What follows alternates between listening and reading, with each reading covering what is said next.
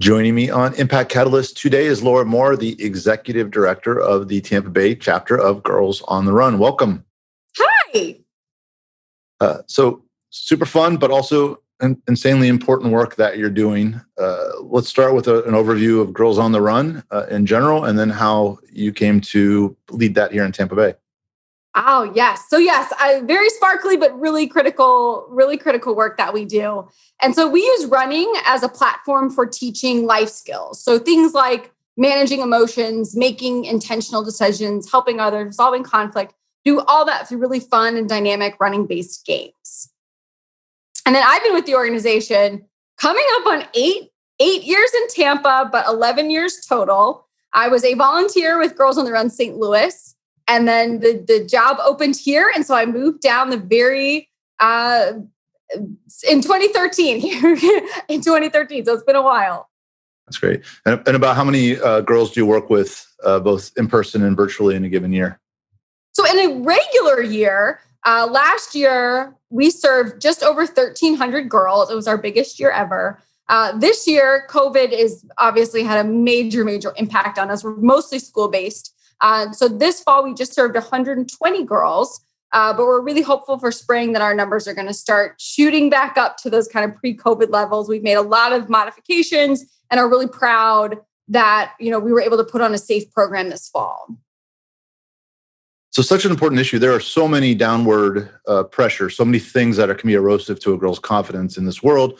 Many of them are known, social media, bullying, just general insecurities that the world seems to push into everybody. What are some of the more insidious, but maybe lesser known ones that you see really eroding girls' confidence? Oh, so many, unfortunately. Kind of starting generally and then working down to more specifics. Right around third grade is really when girls' confidence starts to just decline. It declines at twice the rate of boys. Friendships become more complicated and challenging. And physical activity also really starts to plummet when they turn 9. And kind of speaking generally, we call it going into the girl box. And girls are given all these messages about who they're supposed to be and how they should act. And those messages are in conflict with each other. And so they're very confusing. And a lot of them are very unhealthy for girls. And so going into the girl box means our girls try to start being all these different things to different people, instead of just being who they are all the time. And that comes in big messages and small, all the way big, from big advertising and TV. I always think of it, every movie every romantic comedy you've ever seen has a beautiful actress who's weird and wonky and I'm so weird, not pretty. And my goodness, the messaging, if this beautiful, stunning actress isn't good enough, I must be a troll, even us as adults, we feel that way. Even then all the way down to more insidious things, in our classrooms, more often girls aren't encouraged to raise their hand and ask questions. I literally had a story the other day of a girl tell me she asked a question in class and her teacher told her to look it up. Boy asked a very similar question. He was given the answer, right? So we're seeing these kinds of behaviors, big and small, and they really do impact our girls in very tangible ways. One thing that we see a lot of is we call it perfectionism. And girls are held to a very high standard. And so they really feel as they're growing up that if I can't do it perfectly, I shouldn't even try. And so that is a major thing. That's a major thing why girls, why their physical activity, participation, like sport participation, really just drops off a cliff because they feel like I can't be perfect at it. I'm not even going to try.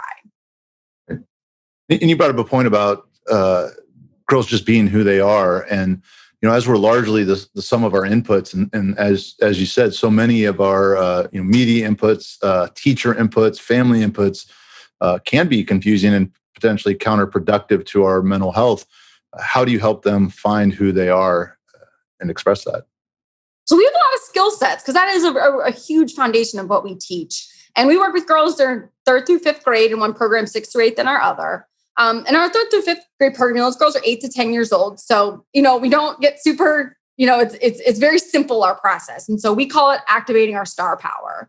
And we really teach our girls that every girl has a star and your star is unique and it's lit from within. We might have cloudy days, right? But that star is still there. And, we teach strategies for how to move their clouds away. Sometimes they need to ask for help with that. And sometimes they need to do it on their own. So that's one really big message that we work on with them, is activating their star power that helps them, give them confidence. Another thing we work on is making those intentional decisions. And one of those skill sets, we call it stop and take a breather, right? Where you stop, you take some deep breaths, and then you think about what you're going to do. And that helps them make these intentional decisions and then learn from them, so that they can continue to develop that strength of character, which again goes back into developing their confidence. That's great. And you've had a front row to many befores and many afters, sometimes across the years. So if a parent is listening to this, what are some of the things that you've seen, again, that may not be exactly self-evident, that are some of the before traits of hurting and lacking confidence? And then what are some of the things you've seen that have emerged out the other end with the benefit of Girls on the Run? Oh, so many. One of my favorite, well, I'll share two. I can't break down to just one, is making friends and making connections. And as girls grow up, we're often taught like it's a zero-sum game. Like if that girl's doing well, it means I'm doing bad. And that's not true, but it feels true. And so one of our big, friendship skill sets we work on is empathy. So how to show empathy to others in both a positive and a negative situation. And that's so critical for girls learning how to support each other and have healthy friendships. So I would put every adult I know, I think, through our empathy lesson. It really is that powerful. So I would say making friends is such a huge one. The others, I would say, it is simple, but it really is confidence. We start with our girls on day one and we say, like, we're going to run a 5K. And we have girls, they look us in the eye and they're like, no, I'm not. And they mean it. They're not going to do it. And we say, you can do this, and so our big goal is 3.1 miles, but our goal today is 1 lap. Our goal next time, it's 2 laps. And so it's this very tangible way to understand if you have a big goal, you have to get there one step at a time. So our 5K is not about running and getting, a PR, best time. It is about framework for setting and achieving goals. And that is a very transferable life skill. So when, a girl, she wants to make the soccer team, she wants to try out for a play, whatever goals she has, she knows that she can get there if she puts one foot in front of the other. And so having confidence that you've achieved something is a major, major takeaway from our program. And I think maybe one of the often, or maybe it's not overlooked, but when you talk about empathy, is the proactivity element of that quite important? I think a lot of times people talk about coping skills with dealing with the world that comes to you, but there's a lot of power in how you put yourself out to the world, especially, it sounds like, in how you're a friend. Is that proactivity an important piece of that? Oh, absolutely. Another major skill set that we teach that I think is among the most valuable in the world we live in today, within that empathy skill set, is about assuming positive intent. That's a skill. You have to learn how to do that. And you have to learn how to practice that. And so, in our kind of increasingly crazy and chaotic world, that's a skill that we're not seeing a lot of adults practice right now. And so having that positive intent really helps girls when they're making new friends, especially when they make that switch from elementary to middle school. That's really hard. That's a really big change from that. And so when you go into it more with that open heart and with confidence and assuming positive intent on behalf of others who are also bumbling their way trying to make friendships, it leads to more openness, it leads to more connection, which ultimately leads to more support and more confidence. That's a beautiful point, because so many of our modern mediums for communication, text and email and even comments, strip out the intent. And so it often ends up being a reflection of how you feel and how you take it. And there's such power in making that receiving and that intent that you overlay on it positive. Yes. Oh, it's so hugely important for everyone to come from that place, So it's one of the best things about Girls on the Run is when we see that. And just to give you a small sample of when we see it in action at our 5K, there's hundreds of girls there that they don't know. They've been with their team for 10 weeks, so they're very tight with their team. And again, but now they're around hundreds of girls that they don't know. And the way that they cheer each other on and give out high fives and are excited to see each other do well is for me, one of the most powerful moments of our program. It's on 5K day, I'm usually running around, putting out fires, but I always take 5 minutes and I go out onto the course and I see those moments happen because I really believe like that's the moment I know our program is working. Like we have a longitudinal study and I can show you on paper that it works. I'm so proud of that study.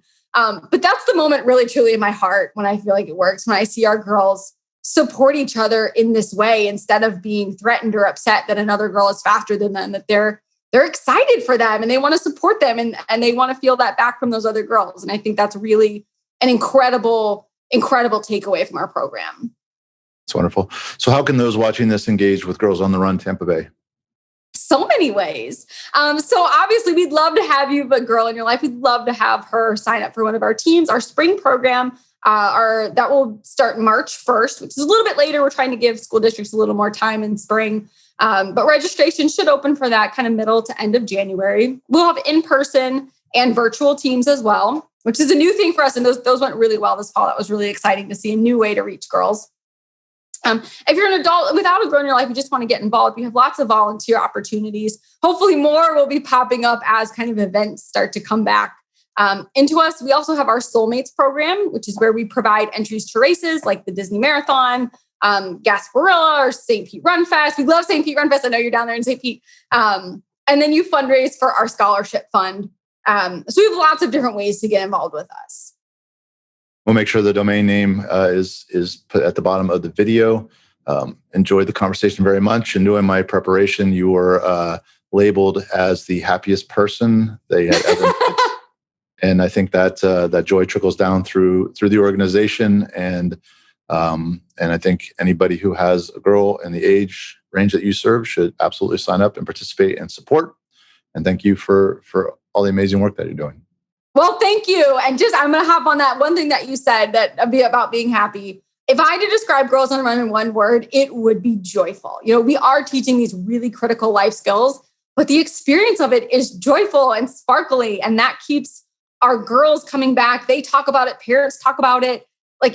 There is just magic in Girls on the Run. And I'm so proud that comes through even in a virtual meeting.